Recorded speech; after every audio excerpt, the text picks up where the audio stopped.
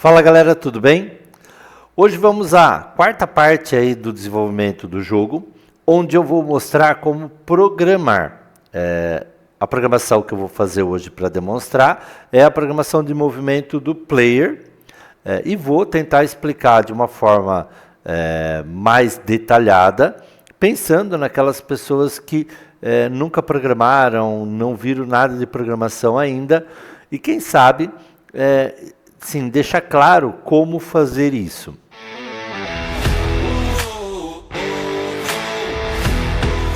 Agora eu vou mostrar a programação, ou uma programação, para movimentar o player. Para essa programação eu vou criar um script.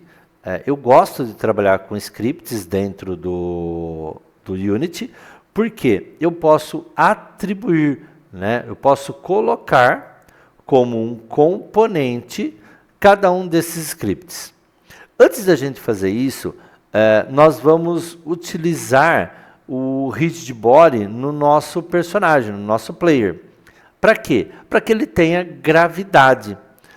Para que eu faça isso, eu só tenho que vir aqui no Add Component, pesquisar por rigid body, rigid body, e escolher rigid body. Lógico, eu estou adicionando um componente ao objeto. Eu selecionei ele primeiro, pesquisei e venho aqui e adiciono. Vai aparecer aqui então o rigid body desse player, desse objeto que a gente está trabalhando. O que isso vai fazer? Isso vai fazer com que o meu personagem tenha gravidade, entre outros recursos de corpo rígido. Aqui, Use Gravity, está marcado. Vamos ver como isso fica?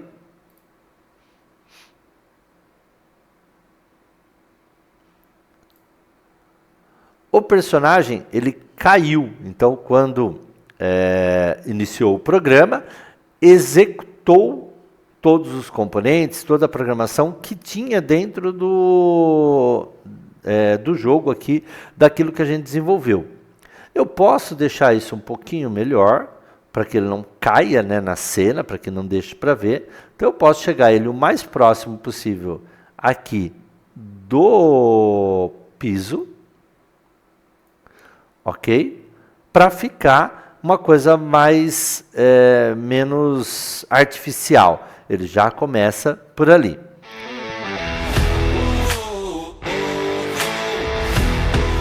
Para a programação, eu gosto de organizar tudo aquilo que eu faço, então eu vou clicar com o botão direito aqui e vou criar uma pasta.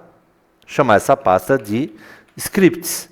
Porque eu vou colocar esses scripts, esses programas, dentro dela, todos os scripts vão ficar aí, como eu fiz já com os materiais e com as texturas. Pasta criada. Nós vamos programar dentro dessa pasta, ou seja, criar o programa dentro dessa pasta. Entrar dentro da pasta e para criar esse script, eu vou clicar com o botão direito aqui, escolher a opção Create Scripting e aqui eu tenho algumas opções. Eu poderia criar um script vazio em C#. A programação que eu vou usar aqui para mostrar para vocês é o C#, porque é uma linguagem de programação mais utilizada pelo pessoal que desenvolve jogos aí. Então, nós temos assim, uma quantidade muito grande de exemplos, de discussões, de sugestões na comunidade ou na internet que a gente pode encontrar. Para criar o script do jogo, eu não vou usar um script vazio. Eu vou usar esse MonoBehavior Script. Já vou explicar por que ele. Então, cliquei, ele aparece aqui, já criado e esperando eu dar um nome para ele. Esse script vai ser para movimentar o player. Então, eu vou chamar de Move, primeira letra do player maiúscula, player, e dei o nome de Move Player para ele. Dou um Enter e ele está criado. Nós conseguimos enxergar aqui o código e vocês viram que o Unity processou esse código. Toda vez que eu crio um script ou que eu altero o script e eu salvo, né, esse arquivo aqui, o Unity vai verificar se esse código está tudo certinho ou se tem algum erro. Se tiver algum erro ou algum alerta, vai aparecer aqui na parte de baixo que tem isso. Ó, eu consigo ver ele aqui, mas eu preciso agora editar. Porque eu coloquei aqui, ó, tudo minúsculo, o move, e o P do player maiúsculo. Eu vou mostrar assim que eu colocar o script aqui no personagem, eu mostro para vocês isso.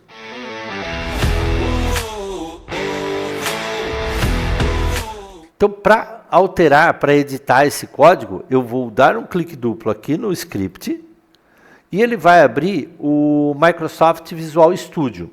Por quê? Quando eu instalei o Unity, ele ofereceu, né, a opção de instalar o Microsoft Visual Studio em um modelo bem mais compacto, né, um software bem mais compacto, onde ele instala também algumas bibliotecas do Unity e alguns recursos do Unity, o que facilita a programação, então eu acabo preferindo usá-lo. Mas você pode, por exemplo, escolher um outro editor para os códigos, né, para os scripts que você vai desenvolver. Aberto aqui o código, eu vou só ampliar aqui, para a gente enxergar como que eu faço isso. Para o Visual Studio, né, eu posso segurar o Ctrl do teclado apertado e girar o scroll do mouse. Girando o scroll do mouse, eu tiro o zoom e dou o zoom naquilo que eu estou fazendo. Tá? Então, isso facilita, às vezes, a programação ali para a gente trabalhar.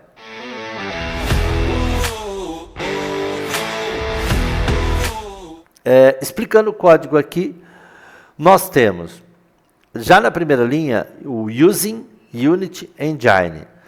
O que é isso? Esse Unity Engine, ele é um conjunto de programas. A gente chama isso de biblioteca. Uma biblioteca onde eu tenho vários programas já feitos que eu posso reaproveitar. Ou seja, ao invés de eu ficar reinventando a roda, programando tudo aqui dentro do Unity, eu posso simplesmente importar bibliotecas onde tenham códigos já prontos que eu vou utilizar. Então, using é como se fosse um import, eu estou importando, eu estou dizendo aqui para o meu código que eu estou usando essa biblioteca, e aí os comandos que eu vou usar aqui, boa parte deles são daqui de dentro, são de dentro desse script. A outra estrutura aqui interessante de se mostrar é o nome do nosso programa, esse que a gente acabou de montar, é Movie Player. Aí observe que ele tem aqui, Public, Class, que é uma classe, Movie Player e o MonoBehavior. Quando nós criamos, eu escolhi lá o MonoBehavior Script. Já explico isso já. As chaves aqui dentro da programação, elas indicam início e fim. Ou seja, é um delimitador de onde começa e onde termina o programa, por exemplo. O programa ele começa aqui e termina aqui embaixo. Tudo que tiver entre essas chaves pertence a esse programa. Tudo que eu fizer, né, tudo que eu utilizar as chaves, eu vou estar delimitando. Como aqui, void start, que começa aqui e termina aqui. Tudo que tiver entre as chaves, nessas linhas aqui, pertencem ou serão executados quando esse start for executado. Por que o MonoBehavior? O MonoBehavior ele é um conjunto também de códigos, como se fosse uma biblioteca, e eu estou fazendo o que a gente chama de herança, estou herdando. Como assim herdando? Eu simplesmente, com essa instrução aqui, eu estou dizendo que o meu programa, o Movie Player, ele já tem um monte de programação já feita. É como se eu tivesse feito uma cópia desse MonoBehavior para o Movie Player, já com uma estrutura tudo padrão, e eu começasse a desenvolver dali em diante. Então, essa é a ideia de você fazer essa herança, né? De você herdar uma estrutura já pronta, e aí então eu não começo com um código vazio, não é um software de C# vazio. Ele começa com essa estrutura. O nome dado a isso é herança também. Tem alguns outros nomes que a gente pode utilizar, mas o mais interessante seria estudar programação orientada a objetos. Para nós aqui importa eu não estou começando do zero, o meu Movie Player já tem uma estrutura que não está aparecendo aqui, ela está escondida, né? Ela só vai entrar para a minha programação se eu a utilizar. Dentro desse programa, nós temos 2 métodos já criados. O que é um método? Um método é um pequeno programa que pertence a esse programa maior. Então, por exemplo, o Start, ele é um pequeno programa do Movie Player. Nós fizemos, então, uma classe chamada Movie Player, um programa chamado Movie Player, e dentro dele tem os chamados métodos, pequenos programinhas. Nós temos o Start e o Update. Qual a diferença entre eles? Toda vez que o Movie Player for executado, esse Start vai ser executado uma vez só. Então, todos os códigos que estiverem dentro do Start vai ser executado uma vez só quando ele começar o Movie Player. O Update, ele vai ser um laço de repetição, ou seja, ele vai ficar executando todas as linhas que tiverem aqui sem parar. Então, a partir do momento que esse Movie Player foi executado, até ele parar de ser executado, ele vai ficar executando isso aqui. Nós podemos ver que tem um texto aqui, ó, que está verde, que está escrito aqui que isso aqui vai ser executado, chamado, uma vez por frame, ou seja, a cada frame isso vai ser executado. Ou seja, essa execução, ou quantas vezes serão executados os códigos que tiverem dentro do update, depende da velocidade do computador. Então, o computador mais potente, ele vai executar o jogo com mais frames por segundo, então ele vai acabar executando muito mais vezes os códigos que estiverem aqui. E um computador mais modesto vai executar em uma quantidade menor. Nós temos um recurso, que é o que eu vou usar aqui inclusive, para evitar que o nosso jogo tenha uma execução muito diferente em um computador mais potente do que quando executado em um computador menos potente. A gente vai fazer isso depois. Bom, explicado aqui então a biblioteca que está sendo importada, explicado o porquê do monobehavior, o que são os métodos, vamos aqui para algumas palavrinhas. Public class, então é uma classe pública. Classe é o nome que a gente dá para um programa, né? Então, isso aqui é um programa chamado Movie Player, mas aqui dentro da programação a gente chama isso de classe. O public é porque eu quero utilizar esse código, tudo que está dentro do Movie Player, em outro programa. Então, uma das coisas que eu vou fazer aqui é adicionar esse script aqui para o player. Ou seja, eu quero executar isso dentro de um outro programa. Ou até mesmo aqui, ó, a minha cena, o meu jogo, ele está sendo executado por um programa e esse programa vai chamar ou vai executar esse Movie Player. Então, para isso, ele precisa ficar visível, disponível. Por isso, o termo public aqui. O método.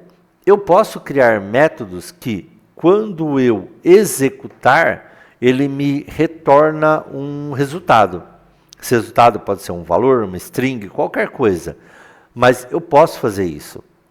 Quando eu não quero que isso aconteça, por exemplo, aqui eu só quero que o start seja executado, os comandos que estão aqui dentro dele serão executados e acabou. Ele não vai me devolver nenhum valor, nenhum resultado. Por isso eu uso o void aqui, ó. O void significa que o resultado não é necessário, não existe. A mesma coisa que o update. A única coisa que vai acontecer é executar, pronto, acabou. O comentário aqui, eu posso, né, toda vez que eu colocar 2 barras, eu posso escrever qualquer coisa. Esse código não será executado pelo programa. É apenas um comentário para que eu, programador, lembre do que eu fiz. Então aqui, ó, ele está dizendo que esse método update, ele é executado a cada frame, uma vez a cada frame. Está aqui um comentário para eu lembrar o que isso faz. O start aqui, eu vou tirar esse comentário, não vamos utilizar isso aqui, não vamos utilizar nenhum comentário, né, ele não é executado, e vamos à nossa programação.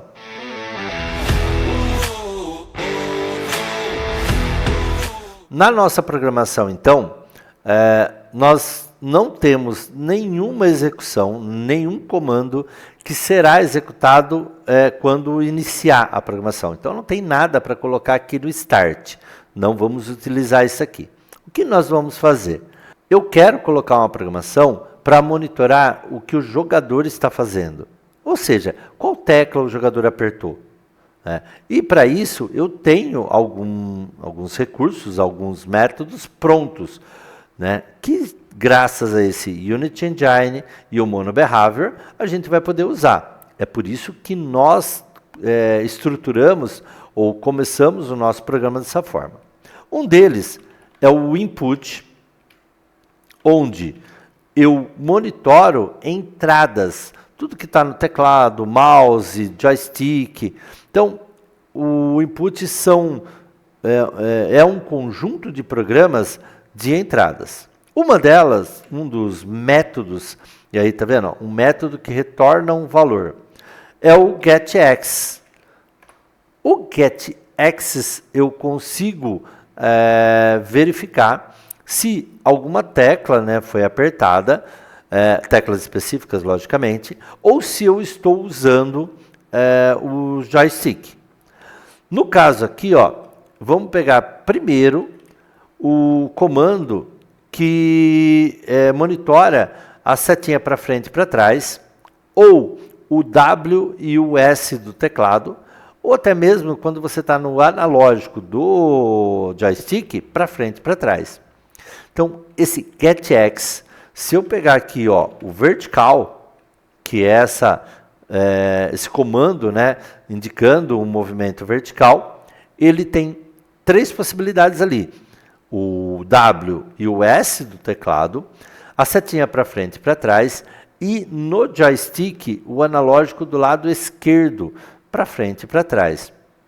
Com isso, o que eu vou pegar aqui? Eu estou pegando se o player, se o jogador, ele executou um comando desses que eu falei. Eu preciso pegar isso daqui e preciso guardar, né, o quanto, né, ele movimentou ali do joystick, quanto ele apertou da tecla. Então, eu vou criar uma variável agora para poder armazenar isso. O resultado disso, o que isso me traz, é um valor decimal, um número com ponto flutuante, com vírgula, né? Então, ele pode estar retornando ali, ó, 3,25, por exemplo. Está aqui o meu ponto flutuante. Dessa forma, o que eu vou criar? Eu vou criar uma variável do tipo float. E vou dar um nome para ela. Ó, float translate vai ser igual ao input getAccess. Ué, eu sempre coloco na programação C# aqui do Unity, primeiro, o tipo de variável. Então, eu coloquei como ponto flutuante, expliquei aqui no final o que é esse ponto flutuante, que é isso aqui. Então, é um número que tenha a possibilidade de ter o ponto flutuante. O nome da variável, eu uso a minha criatividade, né, para poder fazer isso aí, faço como eu achar melhor. E depois, ó, o igual input getX, que significa toda vez que o usuário, o jogador, ele apertar a tecla, o valor, né, do quanto ele apertou será atribuído para esse translate, que depois a gente vai usar para dar um comando para falar, ó, movimenta tanto, né? Então é isso que a gente vai fazer. Esse getX aqui, ele está pegando o valor por frame. Então, a execução disso ela vai ser muito bruta, ela vai ser muito brusca ali na hora que está jogando e não fica legal no jogo. Para evitar isso, né, eu não quero que isso aqui seja por frame, até mesmo porque funcionaria de forma diferente em um computador ou outro, eu vou usar um outro recurso que eu tenho graças a essas bibliotecas, né, que a gente usou aqui para iniciar o nosso código, onde eu vou transformar isso baseado no tempo.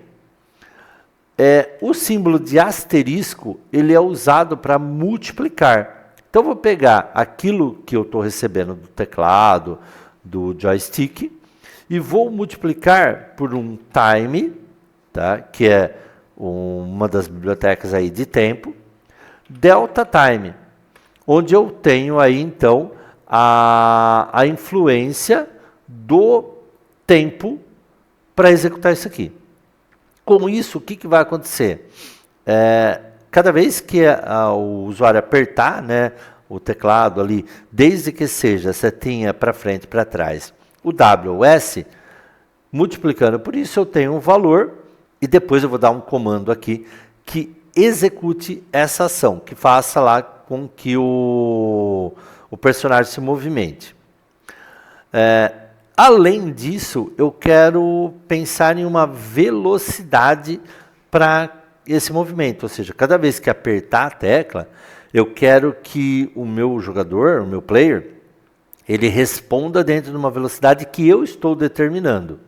Então eu posso colocar um número, né, vou multiplicar aqui, ó, por exemplo, por 10, onde eu estou indicando, dentro dessa matemática, essa velocidade. Dessa forma, aumentando ou diminuindo esse número, eu posso deixar o movimento do player mais rápido ou mais lento. Matemática feita, variável criada aqui, vamos usar isso. O comando que a gente usa para fazer o movimento, tem mais do que um, né? O que eu vou usar aqui é o translate, que vai fazer essa movimentação do personagem. Primeiro, eu começo colocando aqui, ó, transforme. Por que transforme? Se você olhar no jogo, você vai ver que ao selecionar aqui, por exemplo, um player ou player, vamos dar um zoom nele aqui, nós temos aqui o transforme, que é um dos componentes do nosso objeto. Todos os objetos vão ter esse transforme, que tem a posição, a rotação e a escala dele. Eu vou mudar, eu vou manipular esses valores para poder movimentar, rotacionar e às vezes até para aumentar ou diminuir o objeto. Então, quando eu coloco um script dentro de um objeto, aqui no código eu posso dizer que esse objeto, o transforme dele, vai ter alteração. Então, como eu não estou dizendo qual é o objeto que eu estou mexendo no transforme, esse código aqui ele vai ser aplicado para o objeto que o script tiver dentro dele. Então, transform.translate. Está aqui, ó, o translate. E eu tenho, então, o comando para movimentar.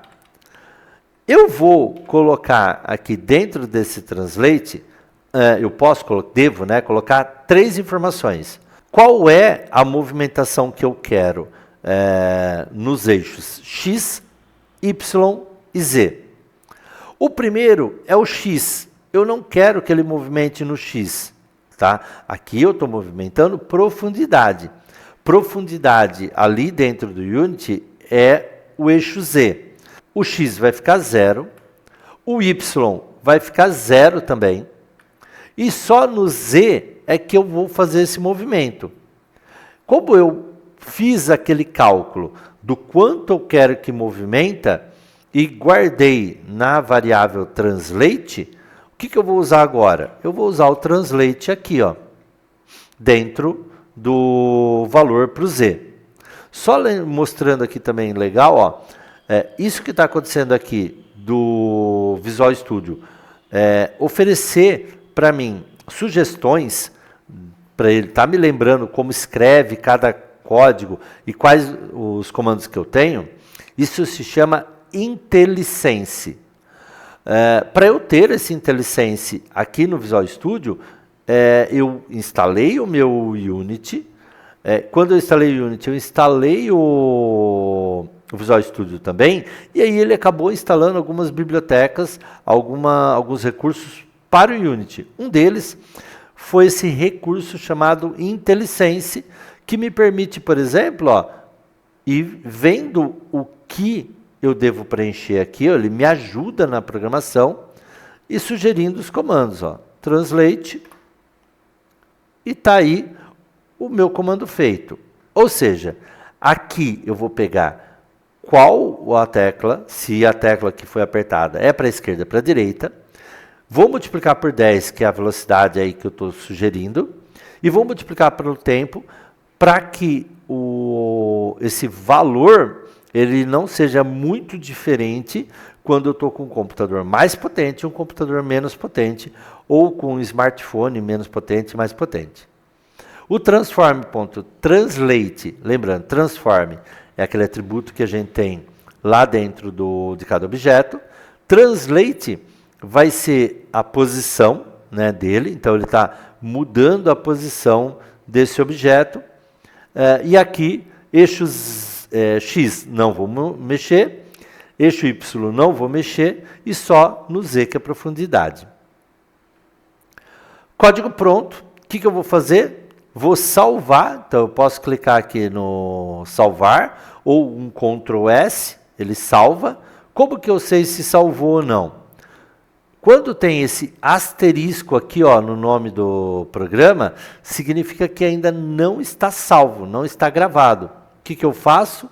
Eu salvo. Só clicar aqui em salvar ou Ctrl S. Código pronto, vamos testar ele lá no Unity. Então, volto para o Unity. Toda vez que eu faço uma alteração no script e salvo, o Unity vai testar esse script. Ele já fez isso, nem deu tempo de ver aqui. O nosso código está aqui. Para eu colocar ele no meu player, é só arrastar ele aqui, ó. Essa base dele é o que eu chamo de player, é nela que eu vou colocar, porque é ela que eu quero que movimente. E quando eu faço isso, ó, eu tenho dentro do meu player o script. Agora sim, ó, mostrando por que o P maiúsculo aqui no Movie Player. Observe que no Inspector, e só aqui no Inspector, ele está aparecendo um espaço entre o Movie e o Player. Porque ele identifica que toda vez que eu coloco uma letra maiúscula, começa uma nova palavra. Eu não posso colocar espaço aqui no script. O nome dele tem que ser uma palavra só. Mas o fato de eu ter feito isso, colocar o P maiúsculo, fez com que ele separasse aqui para mim, para ficar um pouco mais fácil de identificar, ficar mais bonitinho. Mas só por isso. Isso não tem influência na execução do código. Código atribuído, eu já coloquei o rigid body anteriormente. Vamos executar para ver como fica isso lá no Unity, no jogo.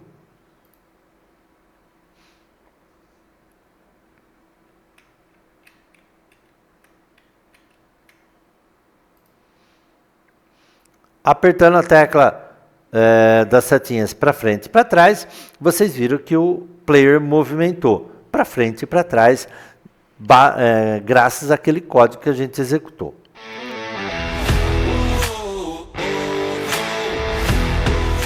Próximo passo agora. Eu quero mostrar que esse valor aqui, nós podemos deixar de forma ajustável. Eu posso criar o que a gente chama de atributo para que eu possa, lá dentro do meu jogo, mudar quando eu quiser. E assim eu posso fazer um polimento, eu posso deixar mais ajustado aquilo que eu estou desenvolvendo, sem ter que ficar toda hora vindo aqui no código e alterando o código. Então, para isso, eu vou criar um atributo aqui na classe. Como que eu faço isso? Eu vou, primeiro, escolher que tipo de atributo, como será esse atributo. Ele pode ser public ou ele pode ser private. Public, ele vai ser visível.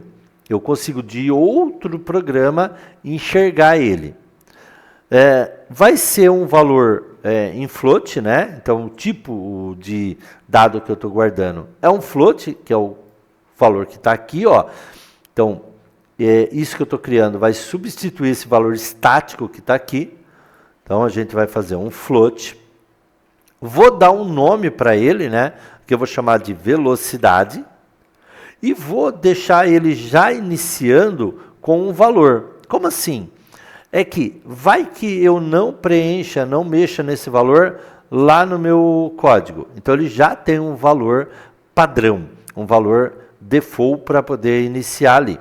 Aqui eu vou colocar 10.0f. Por quê? Ó, então eu estou dizendo que eu tenho 10.0 e estou transformando ele em um float. Estou dizendo assim, ó, isso aqui é um número com casas decimais, com esse ponto flutuante. Está criada. Dessa forma, eu consigo deixar isso dinâmico. Por quê? Aí aqui, ó, eu vou substituir esse valor estático pelo atributo. Então, a diferença entre variável, que é o que a gente criou aqui, e um atributo, é que o atributo, ele pertence à classe.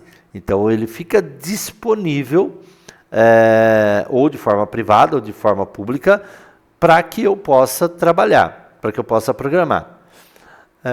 O float aqui, esse translate, ele só existe aqui dentro desse update. Então, tudo que eu crio dentro do método, ele só existe enquanto o método está executando. O atributo, eu poderia usar esse atributo aqui dentro. Por isso que eu crio o atributo para a classe, para poder ser usado em qualquer lugar. E aqui dentro, só me interessa que esse cálculo seja usado aqui e acabou. Bom, eu criei aqui o atributo do tipo público, do tipo float, substituí ele aqui. Gravei, vou voltar para o Unity, olha lá, ele processou o script para verificar se não tem erro. Quando eu seleciono aqui o player e venho aqui no script, agora eu tenho a velocidade aqui. Então eu poderia, por exemplo, alterar essa velocidade para outro número. E quando eu executar,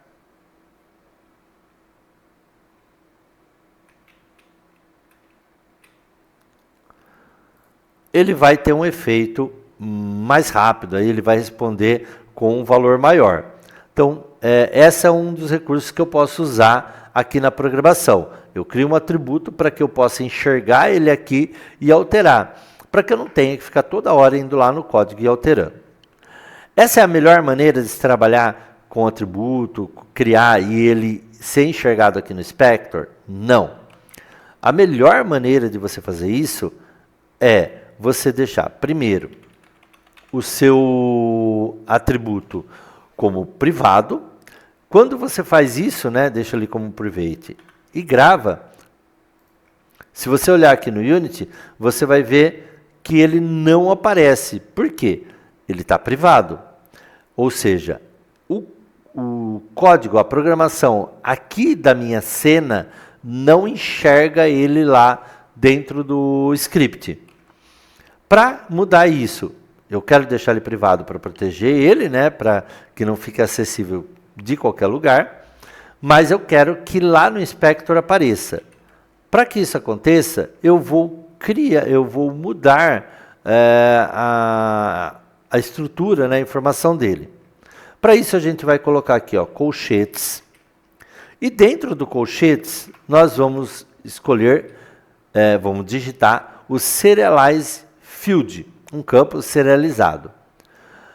Eu sempre tenho que colocar isso antes da declaração do atributo.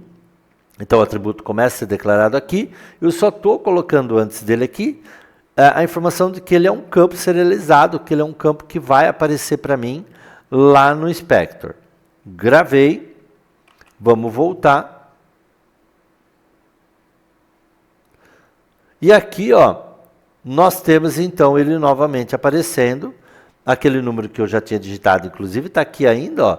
Posso diminuir isso para 5, posso fazer o ajuste que eu achar necessário. Mas agora eu tenho um atributo que eu consigo enxergar aqui no Inspector e adaptar, ajustar ele sempre que eu quiser. Vamos deixar aqui no 10.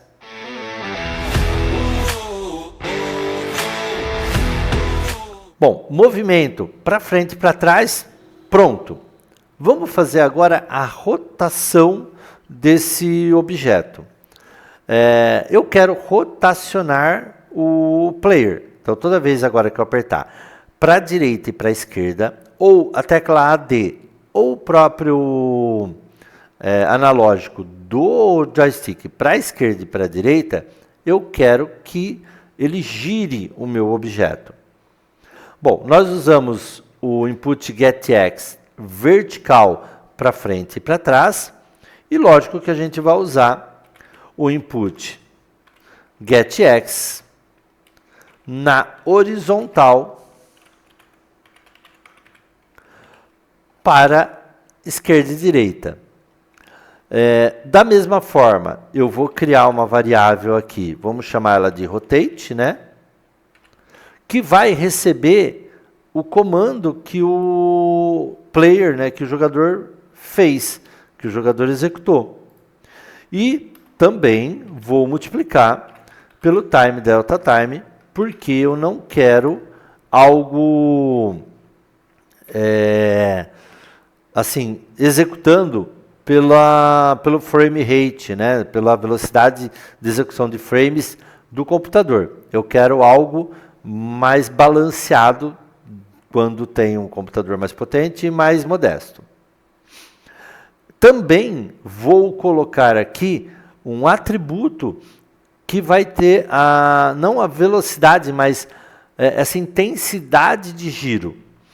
O comando que a gente vai usar aqui, né, ele vai rotacionar, ele vai girar o objeto em unidades por segundo. Então, cada vez que eu aperto, cada vez que eu mando um valor para ele, vão ser as unidades por segundo que ele vai girar. Então, é um parâmetro para ele girar dentro de 1 segundo. Eu vou criar, então, aqui um outro Serialize Field. Vou deixar ele privado também, então, private. Vai ser um float. E agora eu quero o girar. E vou colocar um valor um pouco alto aqui, para que eu possa dizer, ó, eu quero que você gira 50 unidades por segundo, quando eu der o comando. Aí ele vai fazer essa rotação de uma forma um pouco mais suave, vai ficar um pouco melhor aí, um pouco mais dinâmico, um pouco mais real dentro dessa rotação. Esse atributo, eu quero multiplicar ele aqui. Tá, então ele vai entrar dentro desse cálculo, né? Ó. Então, peguei o comando ali para a esquerda, para a direita. Estou multiplicando por esse valor, né? Girar. E pelo tempo, para que isso seja baseado em tempo, essa rotação, e não no frame por segundo, que é o que o update me executa aqui. O comando, para eu poder fazer essa rotação, ele também é do transform, né? E ó, o IntelliSense já me deu uma sugestão aqui, ó. Rotate, né? Deixando 0, 0 e o rotate pro Z, copiando a instrução anterior. Aqui eu posso, se eu apertar o Tab do teclado, ele faz isso para mim, ó. Ele já preenche. Eu não quero que ele rotacione no eixo Z. Então, vou zerar aqui. Lembra, eu já coloquei em um outro vídeo anterior, explicando um pouquinho sobre rotação. E aí, então, como que é a rotação?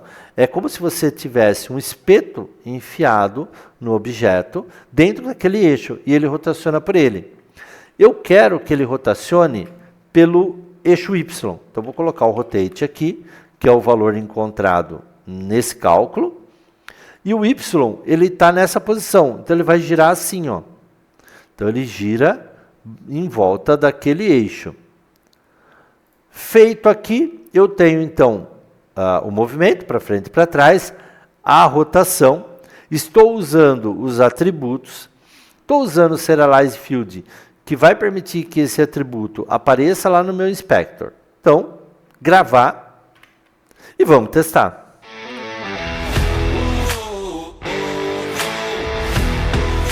Aqui no jogo, pronto para testar, vamos aqui olhar, ó, o Movie Player, ele já tem os dois atributos, né? Então isso já está aqui no Player.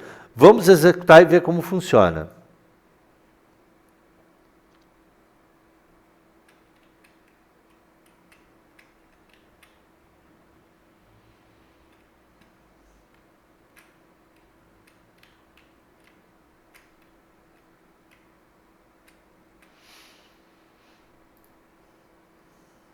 Vocês puderam observar que eu consigo rotacionar ele, consigo apertar as duas teclas ao mesmo tempo, ele faz uma curva.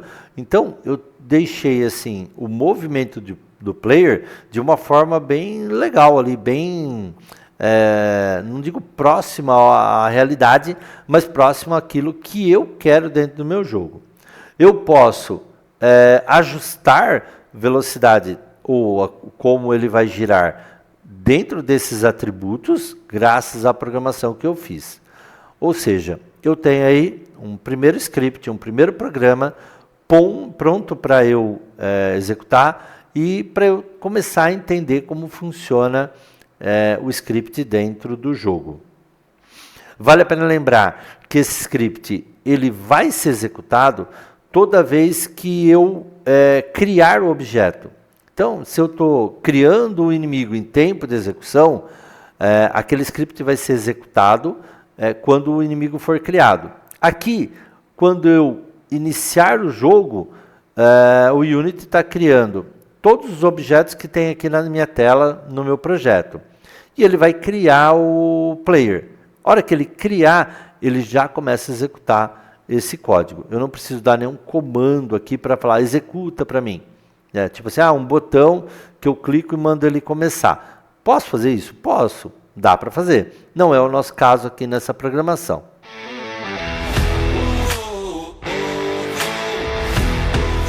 Nós temos aí, então, como essa programação pode ser feita.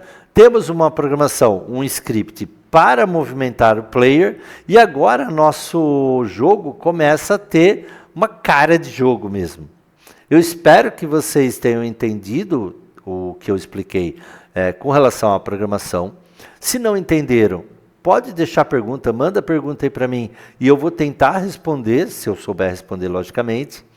E eu espero que isso tenha ficado claro, né? E espero que vocês tenham gostado dessa explicação de programação aí, ok? Até uma próxima.